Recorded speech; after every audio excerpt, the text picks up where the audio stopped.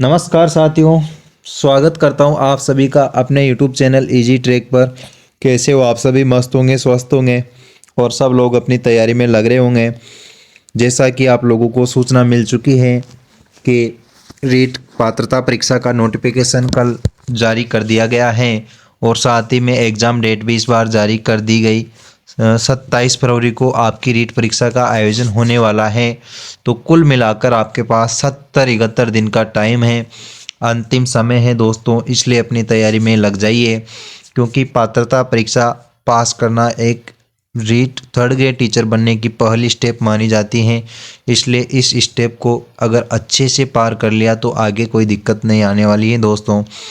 तो पात्रता परीक्षा में जो 150 क्वेश्चन आते हैं उनमें शिक्षण विधियों का बहुत बड़ा वेटेज रहता है।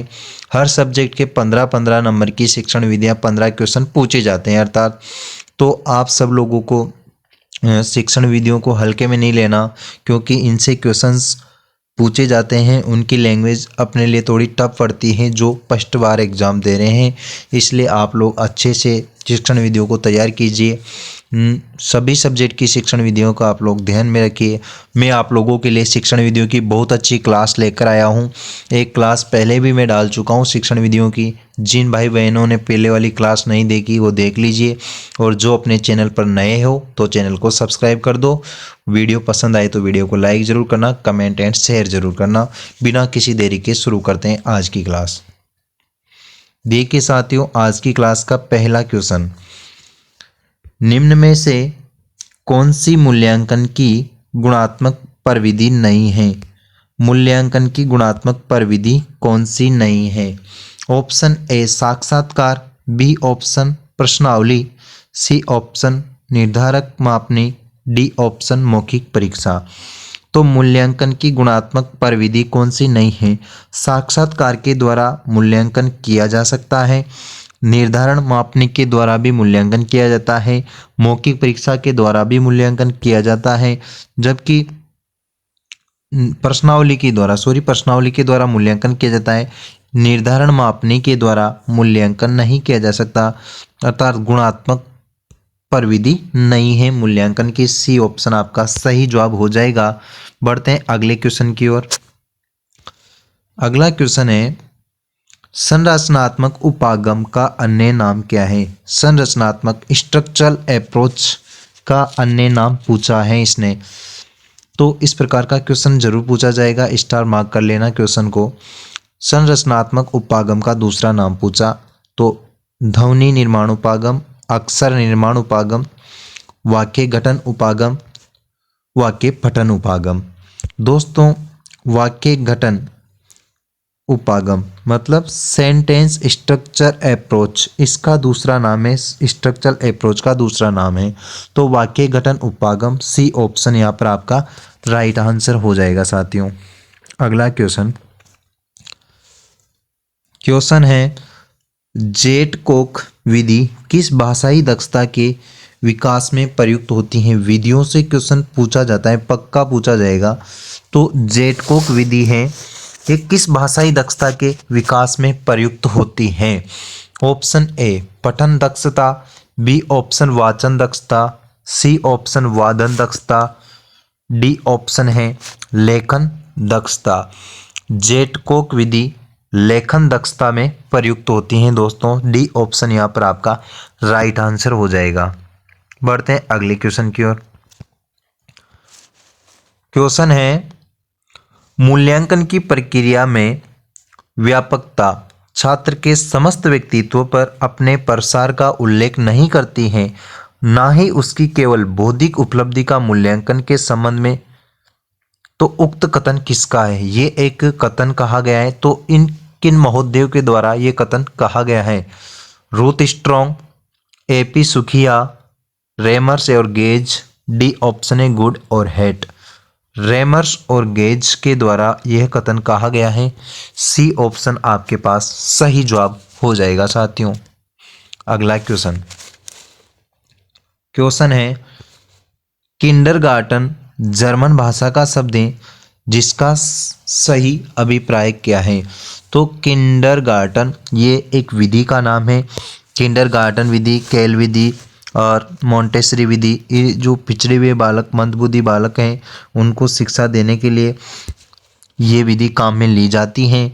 तो किंडरगार्टन जर्मन भाषा का शब्द है जिसका अभिप्राय बताना है। जर्मन बच्चों का भाग, खेल का मैदान, बाग का माली, बच्चों की पाठशाला। किंडरगार्टन का मतलब है खेल का मैदान। सही जवाब हो जाएगा ऑप्शन नंबर बी, आपका यहाँ पर राइट आंसर है। अगला क्वेश्चन है, उपचारात्मक शिक्षण हेतु सबसे पहले आवश्यक है। उपचारात्मक शिक्षण के लिए क्या आवश्यक है? ऑप्शन ए उपचारात्मक शिक्षण हेतु निश्चित प्रक्रिया, बी ऑप्शन निदानात्मक परीक्षण, सी ऑप्शन है विशिष्ट उपचारात्मक परीक्षण, डी है इनमें से कोई नहीं। तो निदानात्मक परीक्षण, निदान करना अर्थात समस्या का निदान करने के लिए, उपचार करने के लिए सबसे पहले निदानात्मक परीक्षण किया जाता है। आप शिक्षा मनोविज्ञान में भी एक मनोविज्ञान की असामान्य मनोविज्ञान शाखा पढ़ते हो, उसके अंदर बालक का व्यवहार, असामान्य व्यवहार करने वाले बालकों का अध्ययन किया जाता है। निदानात्मक परीक्षण उसके प्रवर्तक थे टाइडमैन। निदानात्मक मनोविज्ञान एक शाखा चलती है साइकोलॉजी में। अगला क्वेश्चन, हिंदी शिक्षण में विद्यार्थी की साहित्यिक अभिरुचि को बढ़ाने वाली क्रियाओं में निम्नलिखित में से कौन सी क्रिया सम्मिलित नहीं है? तो साहित्यिक अभिरुचि मतलब जो साहित्य की, जो साहित्य में अभिरुचि बढ़ाने के लिए इनमें से कौन सी क्रिया शामिल नहीं है? कवि दरबार, भाषण, नाटक अभिनय, डी है क्रीड़ा व्यायाम। तो उपयुक्त तीनों विधियां हैं जो संबंधित हैं, जबकि क्रीड़ा व्यायाम जो विधि है ये साहित्यिक अभिरुचि बढ़ाने में इसकी कोई महत्व नहीं है साथियों। अगला क्वेश्चन, भाषा शिक्षण के किस संसाधन द्वारा शुद्ध उच्चारण, वाक्य रचना, पाठ तथा वार्तालाप रिकॉर्डों के माध्यम से सिखाया जाता है?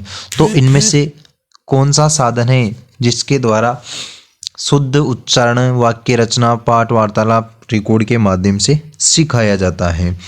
ऑप्शन ए ग्रामोफोन, बी है रेडियो, सी मात्रा खिड़की, डी है लिंगुआ फोन। यहाँ पर सही जवाब हो जाएगा ग्रामोफोन। जबकि दोस्तों पहले लिंगुआ फोन का भी यूज किया जाता था, तो यहाँ पर ऑप्शन के अनुसार सटीक जवाब है आपके पास ग्रामोफोन का यूज किया जाता है दोस्तों। बी ए ऑप्शन यहाँ पर आपका सही जवाब हो जाएगा। बढ़ते हैं अगले क्वेश्चन की ओर। क्वेश्चन है, निम्नलिखित में से मौखिक भाषा कौशल का सही उदाहरण है? मौखिक भाषा कौशल, ओरल लैंग्वेज स्किल का सही उदाहरण कौन सा है? ऑप्शन ए अनुलेख, बी है श्रुतलेख, सी ऑप्शन कहानी सुनना और सुनाना, डी ऑप्शन है प्रतिलेख। तो जो अनुलेख, श्रुतलेख और प्रतिलेख तीनों हैं जो कि रिटन फॉर्म में अर्थात लिखने के भाषा कौशल में संबंधित हैं, जबकि कहानी सुनना और सुनाना ये मौखिक भाषा कौशल का उदाहरण है। कहानी सुनाएंगे तो उसके ओरल स्किल का डेवलपमेंट होता है साथियों। सी ऑप्शन सही जवाब हो जाएगा। अगला क्वेश्चन, निम्नलिखित में से कौन सा कौशल उच्च प्राथमिक स्तर पर बोलना कौशल विकास के अंतर्गत आता है? तो उच्च प्राथमिक स्तर जो हाई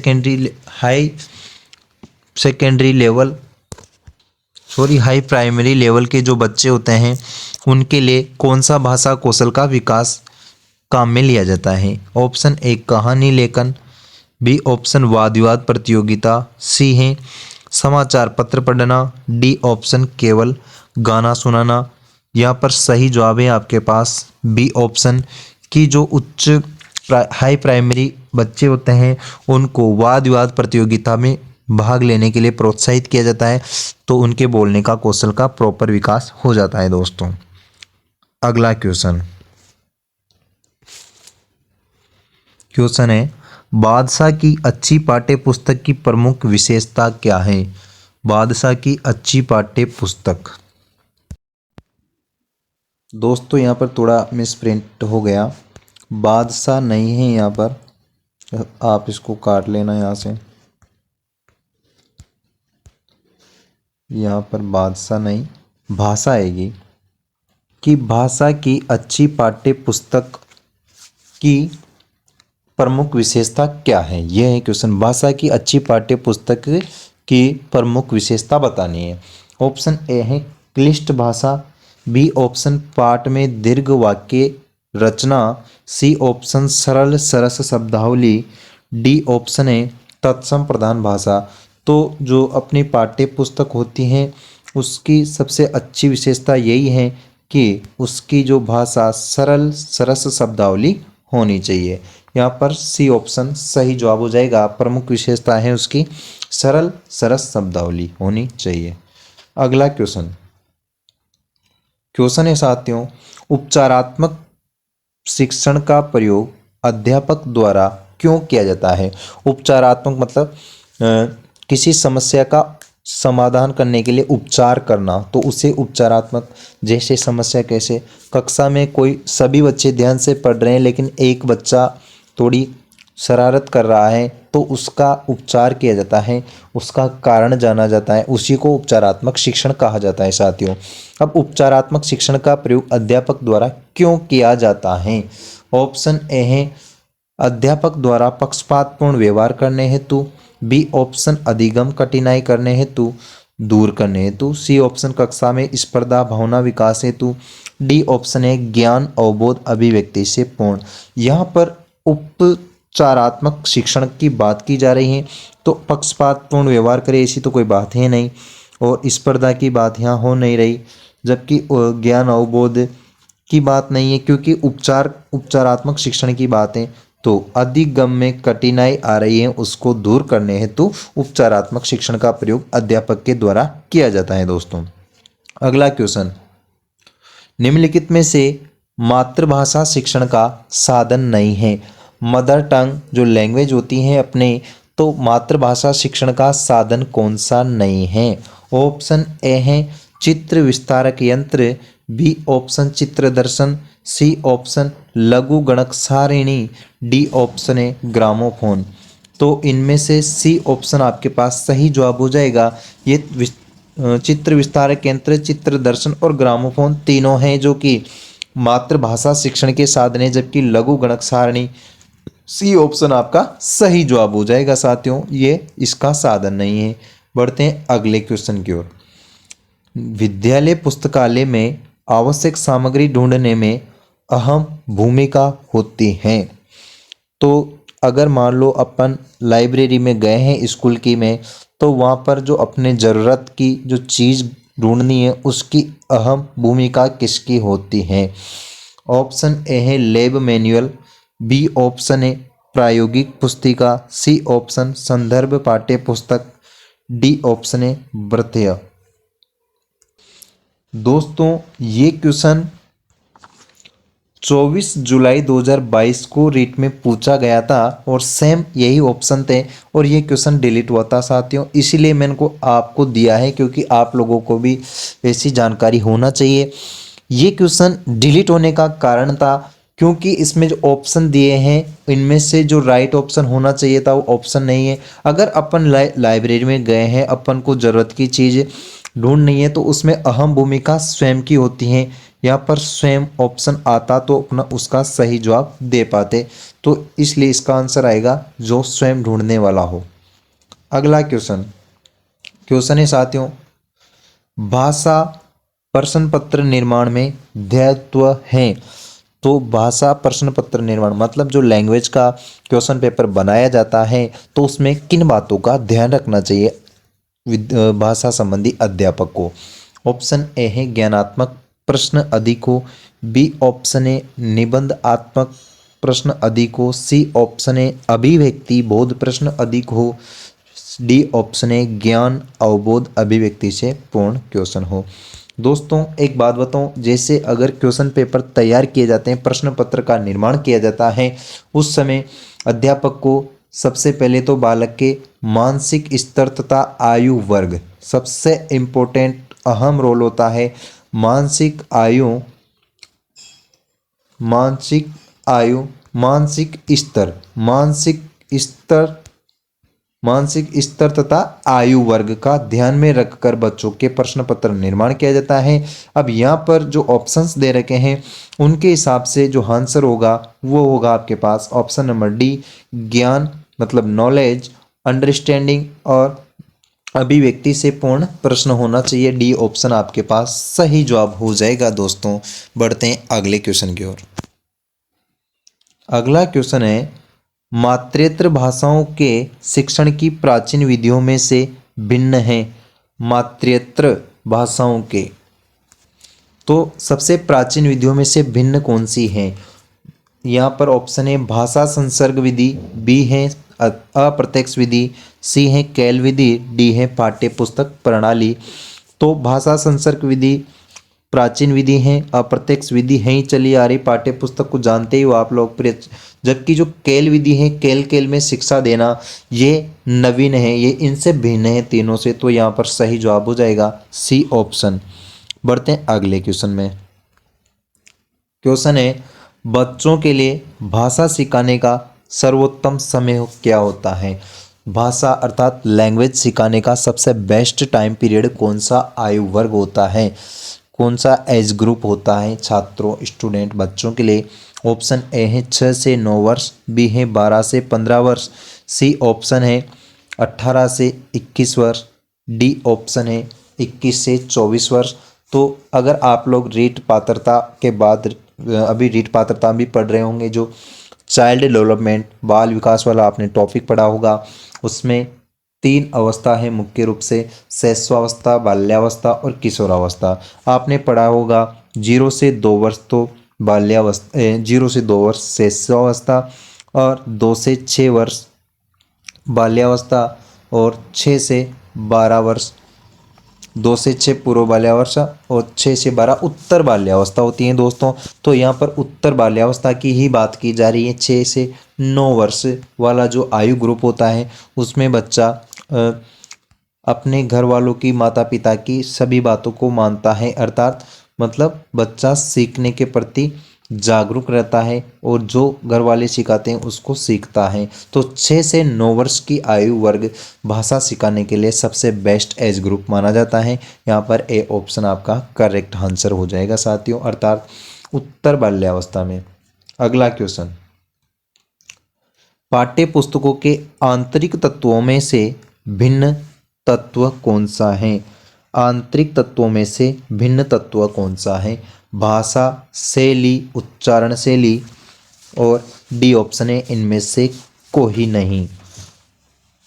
तो दोस्तों पाठ्य पुस्तक के आंतरिक तत्वों में से भिन्न तत्व बताना है।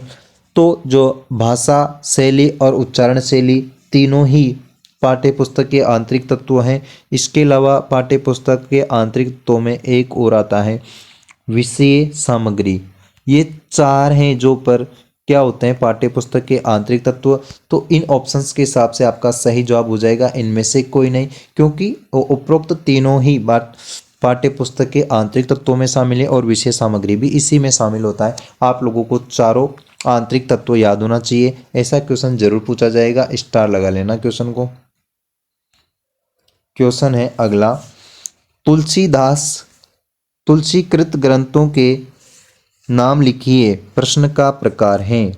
अगर मान लो ऐसा क्वेश्चन दे दिया कि तुलसीदास जी के द्वारा जो ग्रंथ रचित किए गए हैं उनके नाम लिखिए। अब ये किस टाइप का क्वेश्चन है, टाइप ऑफ क्वेश्चंस पूछा है उसने। ऐसा क्वेश्चन भी जरूर पूछा जाता है क्योंकि आपको नॉलेज होना चाहिए, आप टीचर बनने जा रहे हो। ऑप्शन ए है बहुविकल्पीय प्रश्न, बी ऑप्शन लघुत्तर प्रश्न, सी ऑप्शन निबंधात्मक प्रश्न, डी ऑप्शन है उपयुक्त सभी। इन ऑप्शन में आपका सही जवाब है लघुत्तर प्रश्न, क्योंकि ऑब्वियसली जो तुलसीदास जी के द्वारा 5, 7, 8 जितनी भी रचना की गई है उन्हीं के नाम लिखने हैं, तो लघुत्तर क्वेश्चन में माना जाएगा। और अगर वो अपन को ऑप्शंस दे के पूछता कि कुछ ऑप्शंस दे दिए, ऐसा वाला क्वेश्चन बहुविकल्पी होते हैं और जिसके बारे में एक पेज में या 100-200 शब्दों में लिखने के लिए बोले, उसको निबंधात्मक क्वेश्चंस की श्रेणी में माना जाता है दोस्तों। अगला क्वेश्चन है, ये भी बहुत अच्छा क्वेश्चन रहेगा। हिंदी शिक्षण में मूल्य ध्वनियों की संख्या अधिक होना उच्चारण में किस स्तर के बच्चों के लिए सबसे बड़ी चुनौती है? तो जो मूल्य ध्वनियों अधिक होना, तो ये किस स्तर के बच्चों के लिए सबसे बड़ी चुनौती हो जाती है, क्योंकि उनको बोलने में समस्या आती है, उच्चारण करने में। ऑप्शन ए किशोर स्तर, बी ऑप्शन युवा स्तर, सी ऑप्शन है शिशु स्तर, डी ऑप्शन है प्रौढ़ स्तर। यहाँ पर आपके पास सही जवाब हो जाएगा शिशु स्तर। 0 से जो 2 वर्ष या 6 वर्ष जो अवस्था होती हैं, उन बालकों को शिशु स्तर को समस्या आती है उच्चारण करने में। धन्यवाद साथियों, आप लोगों को क्लास अच्छी लगी हो तो क्लास को शेयर से ज़रूर करो और चैनल को सब्सक्राइब ज़रूर करो।